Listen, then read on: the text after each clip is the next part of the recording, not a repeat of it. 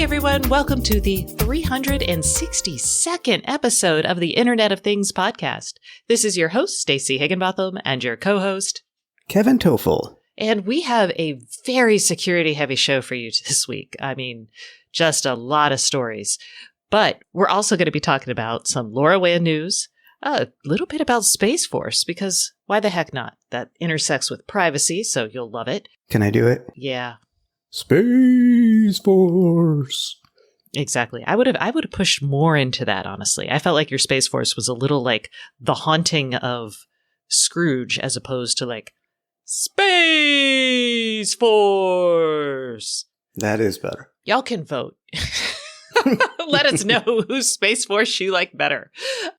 And we're also going to get an overview of a new industrial manufacturing IoT platform. And in light of our security theme, we're going to be also hearing from Bryson Bort, who is the founder and CEO of a company called Scythe. And he's also an accomplished industrial control system security expert. We're going to be talking about IT/OT security in response to what's happening in Ukraine. So, lot of stuff happening this week, especially on the security front. Oh, and we're going to talk a little bit about Apple. You'll also hear from our sponsor, Somfy. Yay. And I think now, before we get to the bits about Apple and more security stuff, let's hear from our sponsor, Panticore. Managing the growth of IoT applications and services is still a stretch for many of y'all whose development processes have changed little over the years. IoT devices have to be secure, they have to be up to date, and they must continuously offer innovative functionality. This is hard, so Panticore allows developers to implement lightweight containers on embedded Linux. You can create your product with any Linux distro and then use modern container technology to secure and rapidly deploy updates across your entire IoT fleet. You can learn more in Panticore's white paper all about software and firmware lifecycle management at scale at panticore.com/Stacey on IoT. Ooh, even our advertisers are thinking about security. I love it. They need to. Before we go there, let's talk about Apple. Let's talk about Apple, which we said last week that Apple was holding a launch event this week, and it was the day before we were recording the show. It was Tuesday. I caught the whole thing live on my phone on an airplane, by the way. Good on you. Yes, Kevin and I were in Arizona together doing a corporate retreat for Stacey on IoT. And yeah, expect things to come. Mm-hmm. It'll be fun. Yes, so before we took off, I was able to watch the Apple event, and it was pretty much a bust for IoT. There was no HomeKit mention. There was no new wearables. It was all about the new M1 chips and expensive workstations and such. A green iPhone 13, if you're into that kind of thing. I am. I'm into green phones. That's fair. That's fair. The M1 chip from my iPad Pro is now in the iPad Air. But again, nothing on HomeKit. And I guess I will say that I'm not terribly surprised. I mean, I would have hoped for something it would have been a bonus. But I think it all is going to change once the Matter spec is out in the world. Yes, yeah, it's out supposed in the world. to be out in the world. I mean, we don't know definitively, but sometime before the middle of this year. I'm hoping. My sources are telling me early June. I hope they're right. I mean, that's what I had been hearing at the beginning of this year. Lord help us if it's been pushed back. And for y'all who may not be all up to date, Matter is the smart home interoperability protocol that was announced back in December of 2019. So pre-pandemic, Apple, Amazon, Google, Samsung, bunch of companies all got together and said, hey, let's create it's basically an interoperable data model for smart home devices. And it's not just smart home. They actually want to go into commercial spaces. So this is for light bulbs, AC, security stuff, televisions. Anyway, so that's what Matter is. What that means, though, interoperability standard might not mean something to everybody. Fair. What it means in theory is you should be able to use any Matter certified device with other Matter certified devices, regardless of the platform, whether it's HomeKit, Google, Amazon, Samsung, etc. They'll be able to talk to each other. You'll be able to interact with them. You won't have to have an Apple speaker, say, to manage things that you bought that worked with HomeKit. Right. And vice versa with Amazon, Google, et cetera. So that's going to help, I think, a lot of people, which is good. So that's going to be interesting when the spec is finalized and out there, that a lot of these companies have summer events, and that's where we do typically see the smart home and the IoT stuff. So I wonder how this is going to crimp their style in terms of, can we do a May event, or do we need to wait for a Matter, or will they have other events just for home stuff? Well, I'm still hopeful. My birthday is April 12th. Maybe there'll be a Matter standard for my birthday. Probably not. That'd be nice. Hey, CSA, I'm calling out to you. Birthday for Stacy, Matter standard. Okay, no more singing. Yeah. Let's get serious. Very serious. It's time to talk about security. Big news. We have our guest actually going to talk about how to secure your infrastructure during a conflict between Russia and Ukraine. Russia is one of the more active nation states when it comes to hacking, followed by China and Iran. Followed by the U.S. And us, I should say. Yes, the U.S. is big, so is Israel. Our hands are not clean. No, but what's happening is, people are worried, and CISA, the Cybersecurity and Infrastructure Security Agency, back in right before the invasion of Ukraine, put out what they call their Shields Up memo. And that basically tells people it gives people some idea of how to secure their infrastructure. A lot of it has to do with monitoring and understanding what's happening on your infrastructure, both your IT and your OT infrastructure. But that's still really overwhelming. We linked to it in a couple newsletters ago, and I was looking at it and I'm like, ugh. And again, this is not for consumers. This is for enterprises and industrial companies. But to make this easier, Cloudflare, CrowdStrike, and Ping Identity are all coming together to create what they're calling the Critical Infrastructure Defense Project. And what this is they're taking elements of each of their product suites, combining them together into this Critical Infrastructure Defense Project, and giving people access to it for at least the next 4 months. And this is going to be free products and services, and Kevin will run down what some of these are. But this is a really solid piece of service, infrastructure, hardware, software, everything. And I'm really pleased to see this happening. I think this is really awesome. So you want to talk about some of the stuff they're doing? I'd say this is basically the implementation of a smart security framework, which we've talked about those in the past. And even though it is very heavily skewed towards businesses and such, I would say just at a high level as a consumer, you can learn some things from this in terms of how you manage your devices and your online access and so on. So basically, the three companies have partnered to offer a checklist as well as services to do things such as make sure you enable secure DNS filtering, so you know what things are coming in or going out of your network. Single sign-on, multi-factor authentication, which is again a very consumery thing. Don't overlook two-factor authentication.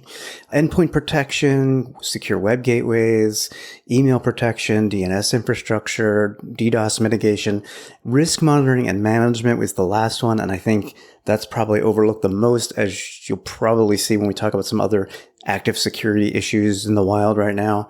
But yeah, Cloudflare, CrowdStrike, Ping Identity, as you said, they're all bundling these services for free for the next 4 months at a minimum to kind of help out with putting those shields up given what's going on in the world today. Yeah. And later on, stay tuned, and Bryce and Bort will tell you how worried you should be. I'm not going to give it away yet. I really want to. I hate doing that to people. Okay. Keep going. Other bad news in the security front.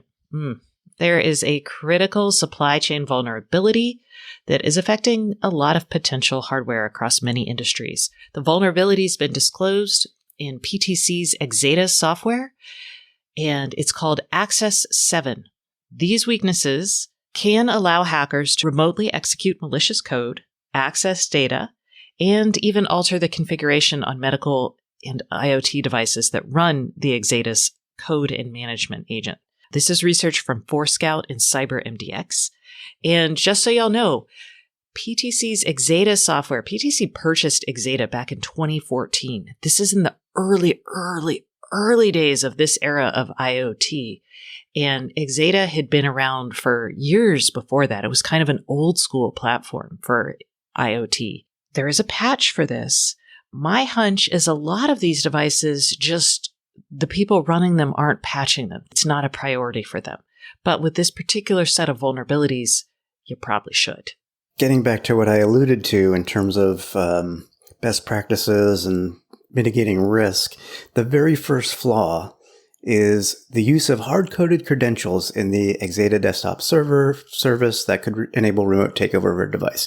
And we've talked about passwords and not using hard-coded credentials and such so many times before. And it boggles my mind that either people are still using them or they're not updating their software to make sure that people are no longer using them. This is software that was probably implemented a decade ago. Mm-hmm. And if you've been running something for a decade, maybe you see the patches, but maybe you don't care, right? You're like, that's not enough to mess with my operations. And if you see these are ATMs, these are medical devices, you're not going to turn this stuff off to update stuff and mess with your system. It is a mindset shift that needs to happen. I know. You're right, but as you said, it's been 10 years to just assume that this software is just going to work perfectly since I installed it, given the way the world has changed. That's just foolish. I don't know that it's tied to this specifically, but I just want to bring this in because, for people who are consumers and like, yeah, whatever, I don't know, none of my stuff runs on the Exadata software, which is correct. But right before we flew out to go meet you, 2 of our local banks, I'm not going to name them because it doesn't matter, were showing zero balances for all accounts all of a sudden. Now, I'm not saying they use Exadata software, but it's possible that they do. Regardless of whatever they run, this can affect you as a consumer, and this is just not good. Yeah. So let's talk about a big trend that we're kind of seeing here. We're going to talk about it again in another minute, but on the security front, which is analyzing large pools of data to assess broad security flaws across an industry. And that's what Palo Alto Network's Unit 42 did. They looked at data from 7 medical device manufacturers, and they looked at more than 200,000 infusion pumps from those medical manufacturers. And that's from all of their hospitals and doctors' offices using the Palo Alto software. So they pulled all that data together and they identified over 40 different vulnerabilities and 70 different security alerts among all of those devices. That means 1 or more vulnerabilities were affecting 3/4 of the infusion pumps they analyzed. This is a big deal. And the reason it's a big deal is infusion pumps, they're attached to people and they infuse drugs or saline or whatever. But the potential for someone to remotely attack and change the orders is pretty high. And that's scary. Again, getting back to the timing thing and why you need to have something in place to actively monitor and mitigate risk on these types of devices. 52% of all the infusion pumps scanned, so over 100,000 of them, were susceptible to 2 known vulnerabilities that were disclosed in 2019. I mean, it only sounds like it's not that far away. It was 3 years ago, but they've had 3 years to see this and patch it, and that just cannot be. To be fair, it's hospitals in the middle of the pandemic, but... Agreed. This feels less like a hospital problem and more like a medical device manufacturer problem. Because if you're making a medical device and you're adding connectivity to it, which they are, for all kinds of reasons. A lot of them are advantageous to the medical device manufacturers because they can do like remote monitoring services they can charge for. They can help with diagnostics. I mean, it's a benefit. But if you're going to be doing that, you have to help people secure it. I am done with the industry pushing security off onto the users because the users aren't equipped to do it. And they shouldn't have to be. I mean, all the way from consumers to the, CIOs of hospitals, everyone needs help. And it's your job as a manufacturer to start thinking about this and not just thinking about like building secure by design, which is an important first step, but also figuring out how to implement patching programs, figure out how to hold people's hands through updates. I'm going to agree with you on that one. And I'm going to say it may not be that the hospital IT and device administrators are lax here. Are the manufacturers sending out alerts saying, hey, we've got a critical vulnerability. Here's what you need to do. I don't know. They need to be if they're not. Yeah, I still think they need to have, they just need to implement more help there. And yes, they should be sending. I mean, I think about all the vulnerability updates I get for just regular stuff I'm doing. And I'm like, oh man, really? Patch now? Oh, okay. But I will say a lot of the things that are most consistently patched are those that make it just incredibly easy for me. Mm-hmm. So, okay. Speaking of patching and speaking of crowdsourcing data, these are researchers actually at NYU, Purdue, and the University of Virginia. They pulled together data from IoT Inspector. And if y'all remember, IoT Inspector was launched about 3 years ago. It was actually launched out of Princeton. Now its home is NYU because the professor running it has moved over there. But you could download that as a consumer, and it would monitor and look at all of the smart home devices on your network. And it would report back for research purposes what those devices did, where they sent their data. It was kind of a fun project. I ran it for a little while. It was super fun. They now have data from about 50,000 devices. And they're looking through that data, and they found that about 32 Amazon devices, 2 Google devices, 22 Samsung devices are using outdated versions of OpenSSL. And I should say, they think they're using outdated versions of OpenSSL, which is an encryption service that encrypts data traveling from the device to the cloud.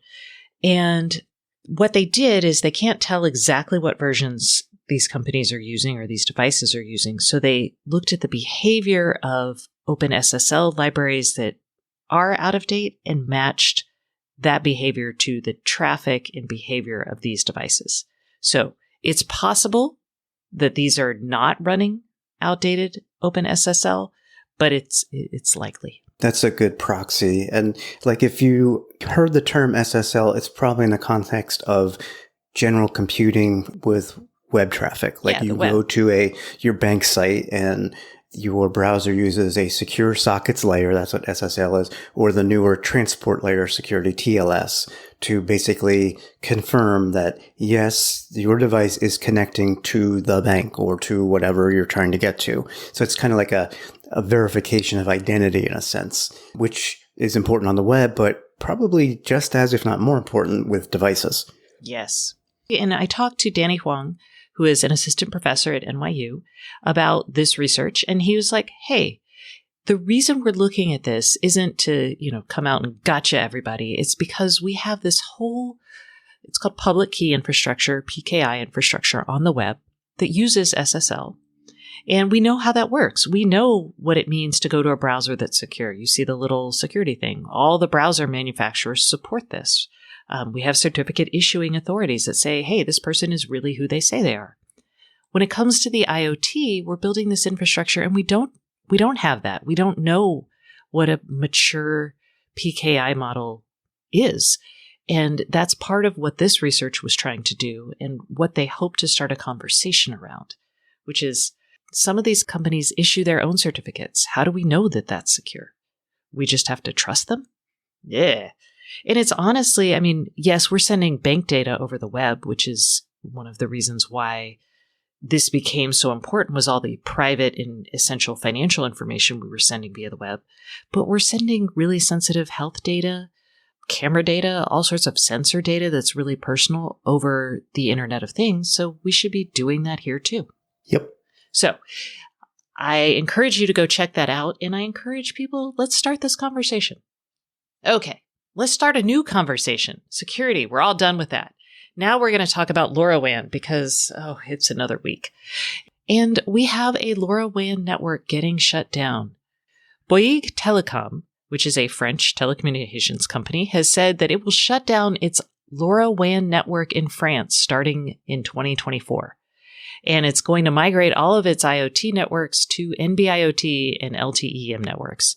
Cellular. Yeah, so it's going from unlicensed LoRaWAN over to cellular, which feels really counterintuitive because we have been talking for years about how people in Japan and in parts of Europe, the NB-IoT networks were getting shut down because no one was using them and they were switching over to alternatives such as LoRaWAN or Sigfox. But now there's this counter narrative, probably coming out of France, it looks like, with Sigfox, which is not LoRaWAN, but it is an unlicensed proprietary IoT network. They went into receivership and we're waiting to see what all happens there. But the fact that Bouygues is deciding to shut down its LoRaWAN network and go with NB-IoT is honestly a little weird. I'm surprised because they're not using anything proprietary. They are going to have more than half of their connections switch over to NB-IoT by the end of 2022. And then they're going to switch their LoRaWAN network off completely by the end of 2024. And they decided to go cellular. And I don't really know why. I mean, I would imagine it's going to cost them more. Not them, but their customers. Maybe because they've got mature deployments of those networks, they'll have better breadth of range and coverage. They really aren't saying why. No, they really aren't. And before everyone's like, I will dance on the grave of low power wide area networks that are, unlicensed, I would stop and say, no, don't do that just yet, because Amazon is building their sidewalk network on that. We have Helium's LoRaWAN network still out there. People are bidding for the Sigfox network. One of the big bidders is actually a LoRaWAN provider.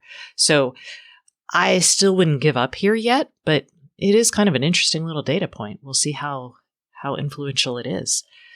All right. I'm going to give you a second try. Let's move over to Space Force. Better. All right. Space Force is going to use wearables as part of their efforts to monitor the troops' physical fitness. And I thought this was interesting. One, because, hey, wearables. But two, because basically they're saying, hey, if you are a guardian, which is what they call Guardians of the Galaxy, the people who are in Space Force, the troops, anyway, they're guardians. If you are a guardian, this is your job, and your job requires to have a certain level of physical fitness, and that's why they're putting wearables on people, because apparently in other branches of the military, when you do your PT tests, you might prep for it. You might do crazy things to get underweight and to make sure you're past that test. And they don't want that. They want someone who's physically always ready. But I look at this and I'm like, you're taking their job and you're making it their whole life, right?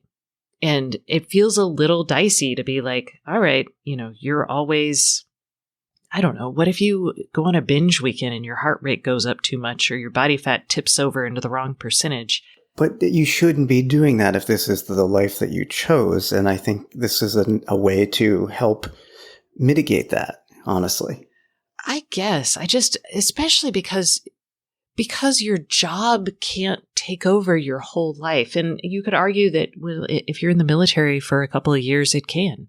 So I really don't know how to feel about this. I mean, there are options for employers who are not the military to use wearables to track people's overall health for discounts on premiums.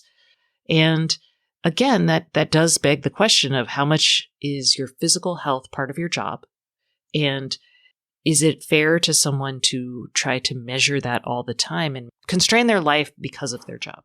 Here's the thing, though. I mean, in order to be qualified for that job, you need to maintain a certain level of fitness. And they're working on how to basically create a holistic health program using this data. They are going to have 3 color-coded levels of fitness, green, yellow, and red, for health evaluation. That's going to use their sleep data, cardiovascular data, and fitness activity. If I'm a guardian, I would want to know that some of my habits are making me go from green to creep into the yellow, or I'd rather have that information rather than fail a test, be put on some other plan. Yeah, I mean, actionable information that would help me do better at my chosen job. Okay. I mean, that's just me. I'm not saying everybody would, but no. Anyway, okay. So we don't know what they're going to be using yet. And, they should probably check their privacy policies. We all remember how military members use Strava, and they had their running routes public and shared. And running around the nuclear base that nobody knows about. Yeah. Ooh, now they know. So now we know about that. All right. Let's talk about a new industrial IoT platform. Xerox PARC from Xerox has announced a platform called Novity. This is a new service that aims to commercialize their predictive maintenance technology. And they call it the Novity True Prognostics Engine. And so far, they've seen it reduce downtime and predict equipment failures with 90% or better accuracy, with lead times of months, not weeks or days, which is kind of nice. This way you don't have to freak out and send out your service tech like the day before. Always good for planning purposes and given supply chain constraints, ordering your equipment. So this is just a new launch. It's out there, and they're using, what they've done is they've built basically a machine learning algorithm, and they've used a library of existing physics to help influence those algorithms. And basically it's going to say, hey, this isn't behaving like it should. Anomaly, freak out. They won't freak out. They'll just send an alert to a dashboard. And there are plenty of products out there like this. The reason we're mentioning it is because Xerox PARC is a pretty known entity in, I'm going to say, all of computing. So sure. And that's it. In fact, that's it for this segment of the show. Now let's go to the Internet of Things podcast hotline. This is the segment of the show where we talk to y'all. We try to answer your questions that you leave us by calling us at 512-623-7424. The hotline is sponsored by the Lorawan World Expo, which is this year's can't-miss IoT event. It's going to take place July 6th and 7th in Paris. It is the only official LoRaWAN event, and it brings together the entire ecosystem to showcase why LoRaWAN is really the only LPWAN that is scaling massively. Visit LoRa-Alliance.org to learn more about the expo and how to register. Okay, this week, the hotline, we're hearing from Chris, who has a really good question that I think we've all faced. Let's hear it. Hi, Stacy. My name's Chris. I'm from Louisville, Kentucky. I wanted to say thanks so much for a great podcast. It helps me get through a 45-minute commute every day. My question today is regarding old devices. It seems like every year there's more devices that introduce more functionality and features, and I have a large collection of devices that are just gathering dust. I don't necessarily want to just give them to family and friends and let them try to figure out how to use them, but I do want to try to get rid of them in an environment-friendly way that doesn't just cause them to end up in a landfill somewhere. So recommendations would be great. Thanks again. Okay, Chris. Kudos to you for thinking about this and not just dumping it in a landfill or, probably even worse, dumping it on a relative or friend. First up, if you are in this position where you're like, oh, I'm going to get rid of my IoT devices, I'm going to encourage everyone to do two things. One, deauthorize the device from your account formally. You have to go into the app. You should do this before you disconnect it. But if you have already disconnected it, it's actually worth it connecting it again to do this. Make sure you eliminate that device from your account and then do a hardware reset of the device so all the data is gone. So that way, that may not eliminate all of the data. I know people have found even deauthenticated devices still have some data on them, but it's the first step you need to take. So then you've got a pile of old devices. And I would say before sending them to others or giving them to others, check and see if they're still supported from a security perspective. Some devices only get security updates for like 3 to 5 years, and you don't want to give someone what is essentially going to become a hole in their network.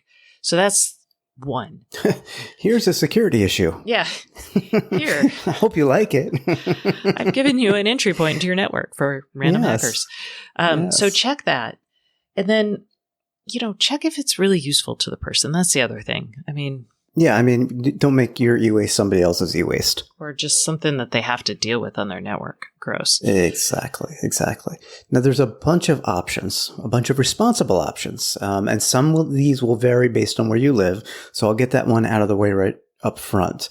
Where I live in Pennsylvania, my county, at least once, sometimes twice a year, has an e-waste recycling drop-off event where you go and bring all your e-waste. Again, make sure you've deauthorized, reset, etc. And they just collect it. That's it. They work with a recycler and it is properly recycled. So they just do it for you. You just have to drop it off. And they know me well over there because I go every year. And even if they don't hold annual drop-offs, Google your local transfer station. So it's either going to be a municipal, like citywide, or it might be countywide transfer station. And a lot of them have e-waste drop-offs, and you might have to pay $10 to drop off a load. But that is another option that is not as maybe convenient as the annual, like more convenient events, but you can definitely do that. I agree. And being from the East Coast, I have a question. What is a transfer station? I've never heard that term. Oh, it's what used to be known as a dump. Because nothing actually gets dumped anymore. It gets transferred to the appropriate facilities. Understood. So, yeah, that's why the magic words to Google are transfer station. Got it. You can also go to your local Best Buy. I double checked, and if you go on their site and search for recycling, they will explicitly tell you what they take and what they don't. And they have various categories such as appliances, TVs. There is a home category. So you can check that. It's all free. They take, they may charge for like large TVs and appliances, but it's minimal cost. So check your local Best Buy. If you have a relatively newish device that you're just going to let go, you've replaced it, and as Stacy said, it's still worth something to somebody, and you can't find a friend or relative to take it, go to swappa.com. You can sell your smart home gear there. So that will give it a new lease on life for somebody else who wants to pay whatever you're willing to charge, whatever you're willing to take for it. I've used that site many, many times for phones and tablets and desktops and laptops. They have branched into smart home gear, so they will sell your smart home gear. They have a ton of digital assistants on here and digital displays, thermostats, speakers, streamers, vacuums, cameras. And they're always expanding what they sell and what they don't. So again, I've had nothing but good things happen in the Swappa community when I've used it. And lastly, I would check if you have smart bulbs, because I tend to go through those a lot as I replace them, try different technologies and whatnot. My local Lowe's, actually all Lowe's, take bulbs for recycling, both CFLs, LEDs, fluorescents, for example. My only question is, and I couldn't find this out from the Lowe's site, is will they take smart bulbs? So it is an option, but you will have to ask them if they do. It's not clear on their website, but right there, we've got at least 4 options to properly dispose of your e-waste. And hopefully one of those or all of those will be helpful. Yes. And I will just do a little caveat here. I sometimes sell my smart home stuff on eBay. And when I do that, I'm super, super, I guess, disclosure focused on how it's supported, how long it might be used for, etc. And I still feel a little guilty because sometimes I'll sell something and like 2 months later, they'll be like, we're going to brick this device in a month. And I'm like, dang it. You don't have control over that all the time. You don't, but I always feel a little guilty about things like that. So I don't know. Your mileage may vary on this, I guess. Oh, yeah. All right. Well, that was a great question, Chris. Thanks for sending it in. Remember, if you have a question, give us a call at 512-623-7424, and hopefully we'll answer it. Also, you'll be entered to win the March prize for the March drawing of a Schlage lock. Dun, dun, dun. This is a Wi-Fi encode lock, so give us a call. That concludes this segment of the show, but please stay tuned for our guest, Bryson Bort, who is the CEO and founder of Scythe. We're going to be talking about how much of a risk to industrial IoT and general enterprise IT the war happening between Russia and Ukraine is, as well as a bunch of other things. So stay tuned for that. But first, a message from our sponsor. This week's sponsor is Somfy. Hey everyone, we are taking a quick break from the Internet of Things podcast for a message from our sponsor. This week's sponsor is Somfy, which is a maker of motors and controls for blinds and shades. And I have David Parrott here from Somfy to talk to us. So David, why should our listeners know about Somfy? Because we're more than just another motor manufacturer.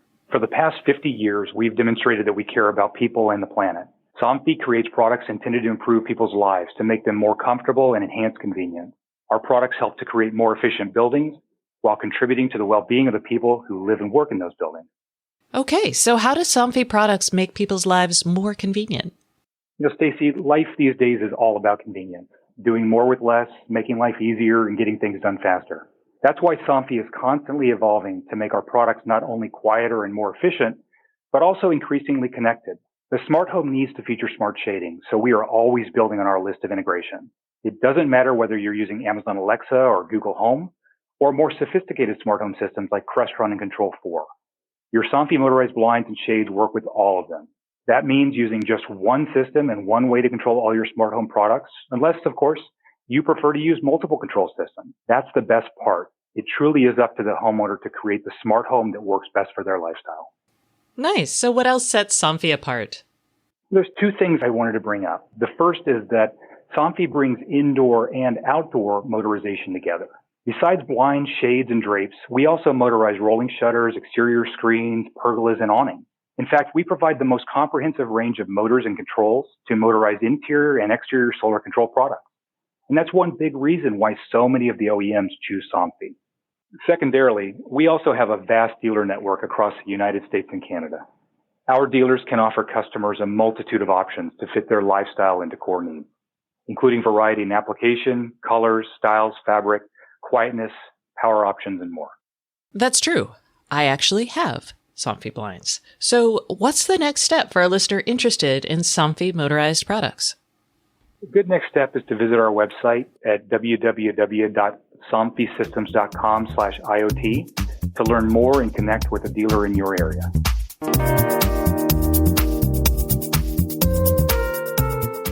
Hey everyone, welcome back to the IoT podcast. This is your host, Stacey Higginbotham, and today's guest is Bryson Bort, who is the CEO and founder of Scythe, which is a cybersecurity company. We'll get into what type of cybersecurity in a moment, but first, let's say hi. Hi Bryson, how are you today? Every day is a holiday, Stacey. How are you? Oh man, I wish that were true. I'm doing really well. So let's just get started with who you are in your field of expertise, since cybersecurity is massive. So give us a take on what you're doing. Sure. I'm a former Army officer. I did a stint in the intelligence community and national security.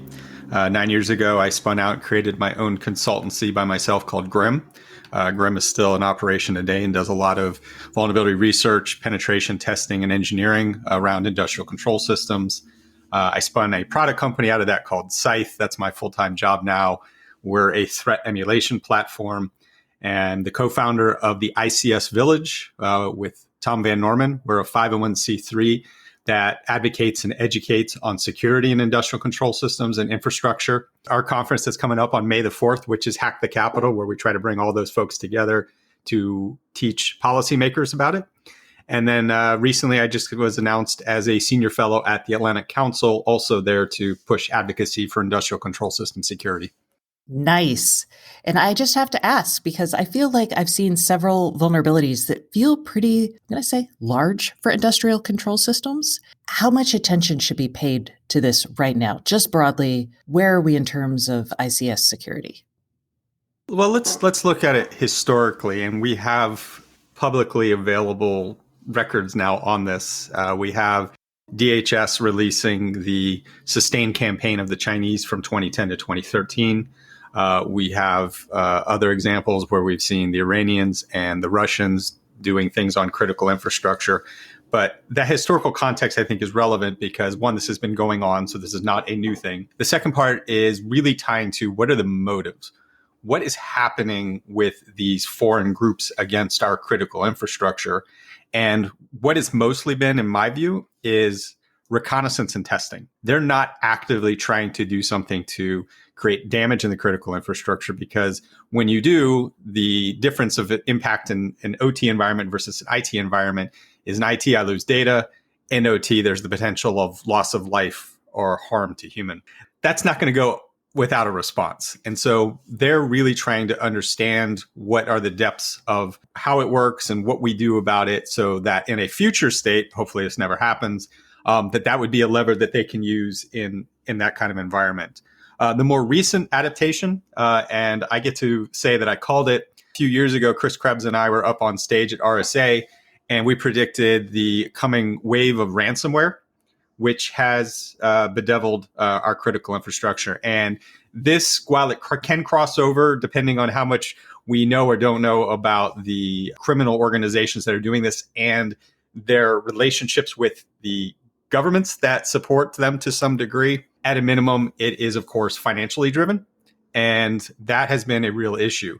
Tying that back to vulnerability, the vulnerabilities primarily are not explicit technical vulnerabilities in the equipment. Those certainly exist. There will always be vulnerabilities in every system. And it is more an ecosystem challenge. Operational technologies have, first of all, how do you know something's an industrial control system? Well, it's at least 20 years old. The joke there is that this is expensive capital equipment that was put in place, and it's not easy to just patch it. It's not easy to replace it. So whatever is there is there. And endemic components to that ecosystem are lack of authentication, lack of encryption, basic things that can ensure operation in a safe, not affected way by somebody else. The other element is that most of the attacks on critical infrastructure are not directly against critical infrastructure. They come in through the enterprise IT ecosystem, and then they pivot over because there is always some way of laterally moving from IT into OT. Yes, we've seen that in the famous casino hack from 2015, the Sands Casino. That was the Iranians. That's one of my favorites. So I want to share this with the audience because I love this example. And I'm giving a keynote here in DC in a few weeks. And I'm going to use this as an example because, of course, segmentation is a fundamental defense to ensuring that, hey, if you compromise this, at least you can't affect that, which for critical systems is important. However, we find there are all of these different relationships of how things do, in fact, touch to others. And within the concepts of IoT, the Sands Casino had this very elaborate aquarium, so fish. And there are sensors and thermometers inside the aquarium to track the quality and the temperature of the water, which, of course, were remotely accessible because the vendor wanted to easily be able to track that and then only come in to do maintenance whenever it was necessary. The Iranians found that, took over and compromised the fish tank, and were able to then pivot to cause great damage to critical systems inside the Sands Casino to the tune of tens of millions of dollars. Yes, I was going to say that and the Target POS attacks, which came in through the HVAC. So you're right. And we had Leslie Carhart come on the show, and she informed us that, air gapping is just a myth. So we should not rely on that anymore. Yeah, I did a panel with Leslie, aka Hacks for Pancakes, back in 2019 with DHS, and my quote at that panel is: "An air gap is not an air gap is not an air gap." There you go. It's take the fishbone analysis of engineering, where we continue to break down the problem. When you look at it from a system of systems perspective, how and when things do in fact touch outside are key. And something might be air gapped in that there is nothing immediately internet connected to it, but it still has to get touched at some point. And understanding what those touch points are, that's why the fish tank example is so interesting, because sometimes it takes some creativity, and IoT is the creative surface around us that it makes us so vulnerable. I mean, people for a long time thought IoT risk was, oh, somebody's going to hack in and my webcam to see me coming out of the shower. And it's not that. It's the reality that there's this exponentially growing internet connected source of devices that are all around us that are connected to our pieces, and they're not inside of our risk profile. Exactly. Not only like an expanded attack surface, but it's like a secret attack surface that random people can bring in and connect to things. Even so, even given that OT attacks are tougher, and they happen, but they're tougher, and they usually, I would say, are probably nation states. With the idea of ransomware, we're seeing attacks on IT networks affect infrastructure and OT networks simply because if you look at Colonial Pipeline, I believe they were like, well, we don't know what's going on. We got to shut things down. You see it in hospital systems when an IT network gets attacked. It kind of affects everything. They shut everything down. Can you speak a little about the reliance on each network to each other? Yeah, you beat me to it with bringing up Colonial as the perfect example where the IT network was compromised. The OT network never was. And as we know, they took down the OT networks, so they stopped delivering their service. Another example is Aramco. back in, was that 2012, when the Iranians attacked and basically all the computers on the enterprise side were turned to paperweights overnight. And how do you do operations? The whole point of enterprise IT is billing, HR, operations, coordination of the business element. And without the business, it's very difficult to have the OT work in isolation because there's no ability to organize the human around it. Now that we've established this huge baseline of prior knowledge, let's talk about the Russian invasion of Ukraine, because I feel like a lot of people are talking about, it's cyber war, panic. What about our infrastructure? And we see lots of stories about NotPetya. We see stories about, dams in New York that were compromised. And those are two very different types of attacks. Should companies and enterprises and folks managing industrial control systems, should they be worried right now? Not yet. As anything, if something changes, we can see that coming. But for now, I think simplistically, when we're talking warfare, we're talking the age-old politics by other means and true country on country action. I don't believe the Russians, other than trying to deter NATO involvement, are going to open up another front by attacking anything directly. And going back to earlier, how I described historically what we've seen on critical infrastructure, attacking would mean more than just reconnaissance. It would mean creating effects: deny, destroy, degrade, deceive, and disrupt. Those are the 5 Ds for measuring effect in a kinetic space. That's how we measure warfare and its impact. This has always been what's kept critical infrastructure from being anything more than what we've seen so far. Is the response is not going to be a cyber response. The response is going to be the U.S. military responding through kinetic means. And based on how the war is going, just from a casualty perspective, again, I don't think the Russians want to invite more folks directly into the conflict. It's bad enough with the Ukrainians being supplied with equipment versus there being direct operations and support. So that I think is still the deterring balance on the world stage that is keeping it contained that way. Certainly, I would expect there to possibly be an increase in ransomware operators because they are the gray space of where this stuff works. Just to give a little bit more insight on the warfare aspect. So with respect to war in Ukraine, it is still limited primarily to traditional electronic warfare, jamming and interception, and the continual issues we've seen around disinformation and misinformation.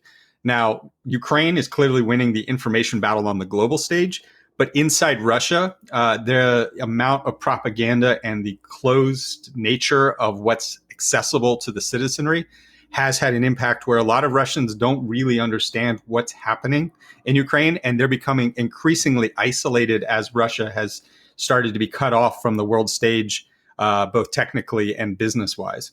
Gosh, it sounds like my parents related to their consumption of Fox News. Yeah, very, very similar metaphor. Okay, so I've read through the CISA Shields Up program, which basically they've put out in response, or they've reiterated in response to this conflict. And a lot of it is like, hey, monitor your network. That should be your first step. Check and make sure you know what's going on. So if something weird happens, you recognize it. And I would love for you to give some concrete advice to people, especially those who are not, they don't have their own internal cybersecurity czars and that sort of thing. How should they be evaluating their infrastructure to prepare for something like this? It starts with visibility. You can't defend what you don't know you have. The other framework that really brought this to the forefront in IT predating cybersecurity is ITIL, the IT Infrastructure Library that was originally published out of the United Kingdom back in the 1980s.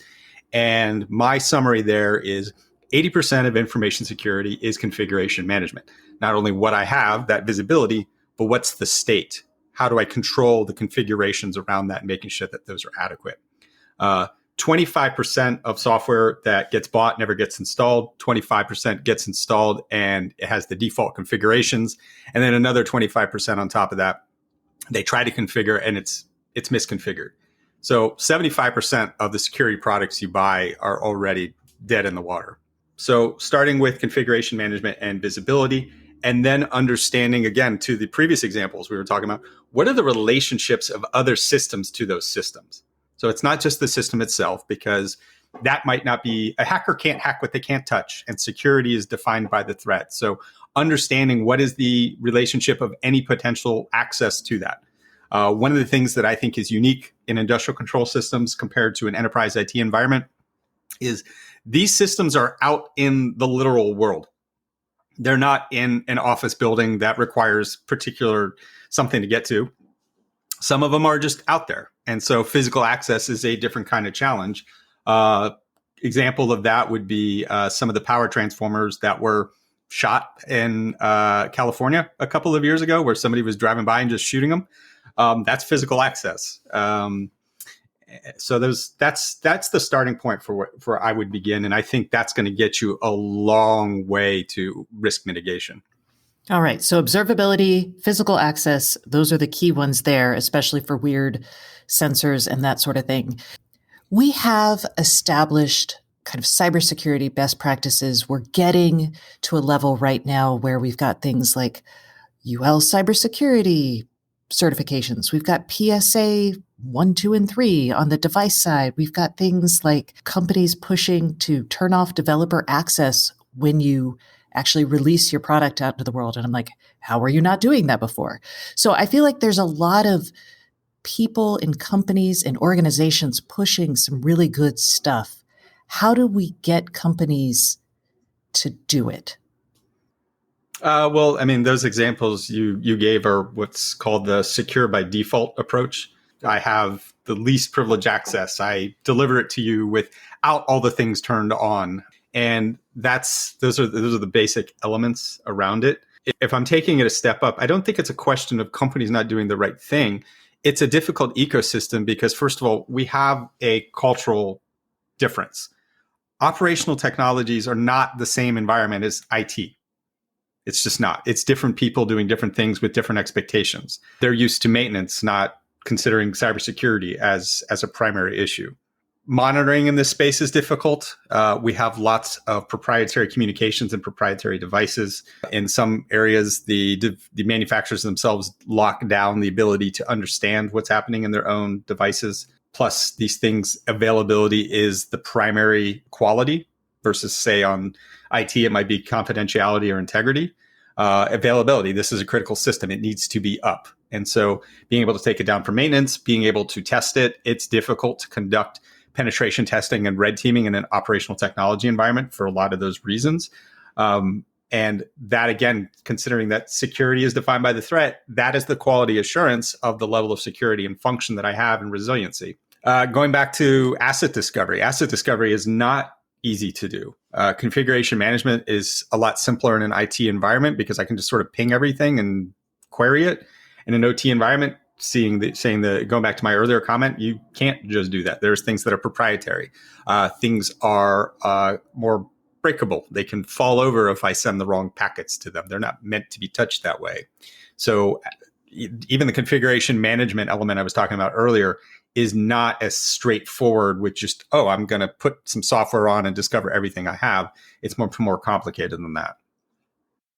So as we evolve, as companies embrace digital transformation, as it were, how realistic is it to expect that the IT and OT sides are actually going to converge? Because we hear a lot about that, but it seems like they might run in parallel, but I don't see them ever kind of having the same goals. So where they do converge is going back to my quote and where you had mentioned what Leslie had said about air gaps between the two sides is I simplify the Purdue model, which is the standard enterprise reference architecture for OT, into 3 components: IT, beachhead, and OT. Beachhead is that DMZ, or hopefully it's a DMZ, where IT and OT converge. And the convergence is at a technical level. Inside the beachhead are DCSs, distributed systems, distributed control systems, HMIs to do management interface. And where they cross over is that the operating systems that run those technologies typically have a lot more in common with enterprise IT. We'll see Windows, we'll see newer versions of Linux. And so the ability to cross over is easier because something that works on IT is going to work on a beachhead system most likely. And so that convergence is there to facilitate. The reason, these things are there is to facilitate the management and maintenance of all of the OT devices that are out there. That's where that convergence is happening technically in the architecture, and it's also where the introduction of risk has happened too. Well, Bryson, we have covered a lot. We always cover the IT, OT security conundrum, as I like to think of it. We've covered Ukraine, and we've covered the things you probably should be doing, and if you're not doing, go do them. Thank you so much for coming on the show this week. Thank you for having me, and happy to continue the discussion. And that concludes this week's episode of the Internet of Things podcast. Please join us next Thursday, and don't forget to subscribe. And if you can't get enough IoT news, I would love for you to sign up at www.stacyoniot.com for our weekly IoT newsletter, where we explain all kinds of things that we don't even get to on the show. Once again, thank you for listening, and please subscribe.